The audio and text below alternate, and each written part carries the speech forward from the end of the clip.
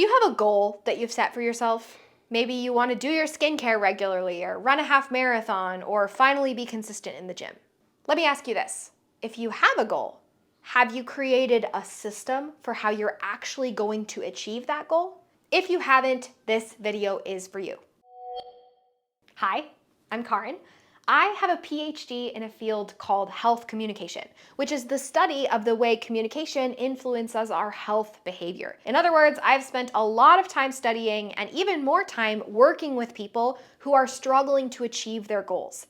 And this, the difference between goals and systems, is one of the main mistakes I see people make. Now, if you're looking for more science behind common self-help tactics, make sure to hit the follow button because I come out with a video every single week. Today, we're gonna focus on systems. We're gonna talk about what I mean when I say systems, the 3 characteristics of systems, and we're gonna use those characteristics to figure out how you can implement systems in your life. So first of all, let's talk about what the heck a system is. I want you to imagine for a second that you are gonna make a peanut butter and jelly sandwich. What do you do first?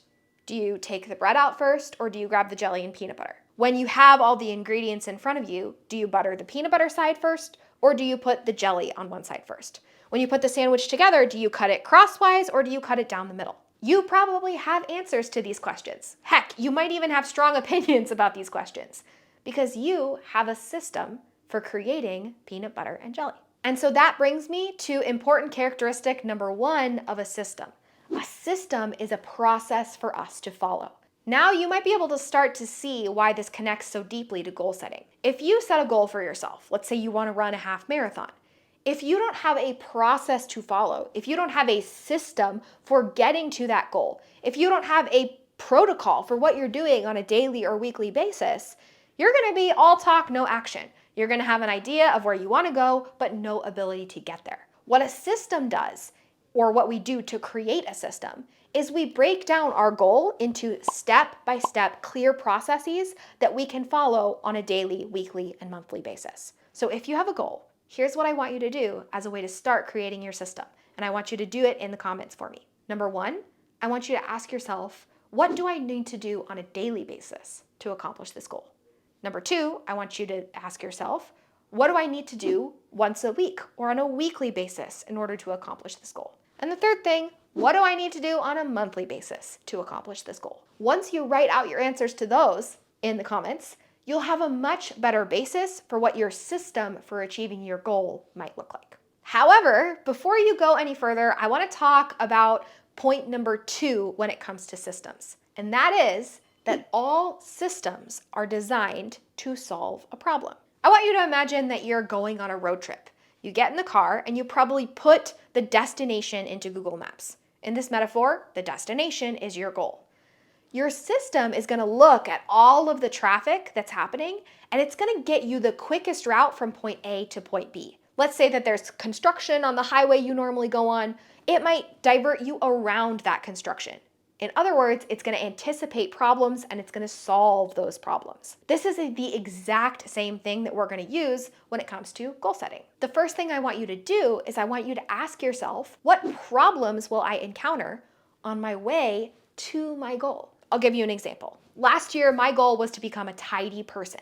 And one of the things I noticed was a problem was that late at night when I wanted to clean up the kitchen, my energy was really low. That was a constant obstacle for me. So what I did, and what I want you to do, is I want you to make the obstacle part of the plan. I decided to empty my dishwasher before I started cooking.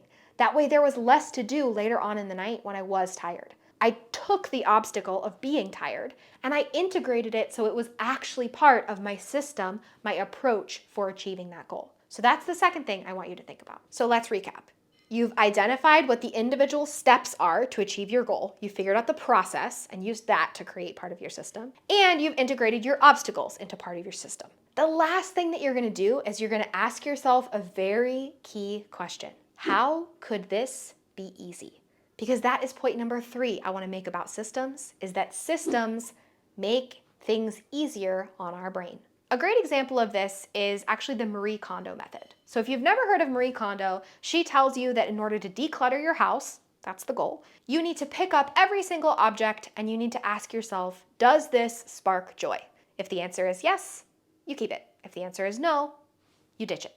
This is the epitome of a really simple system because it helps our brain make decisions that might otherwise be complex and kind of like fraught with drama. When you're building your own system, you can use this same exact tactic of writing out simple questions for yourself. Client story time. I once worked with a client who wanted to engage in a regular yoga practice, but she dealt with chronic migraines.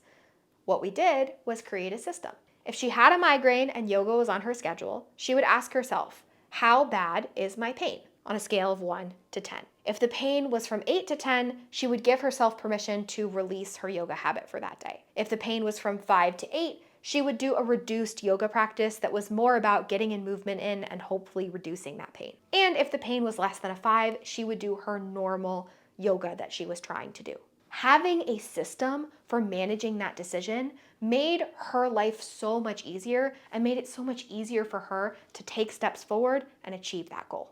Now, if you're still looking at me like, Karin, okay, this is a great step, but I have a big goal and I'm unsure how to break it down, make sure to check out this video, which is going to be all about how to break down your goal in a way that's really effective and really simple. Don't forget to hit that follow button also because I have more videos coming out over the next couple of weeks on exactly how to take these big, scary goals that you are putting out into the world and how to actually make them happen. I'll see you in the next one.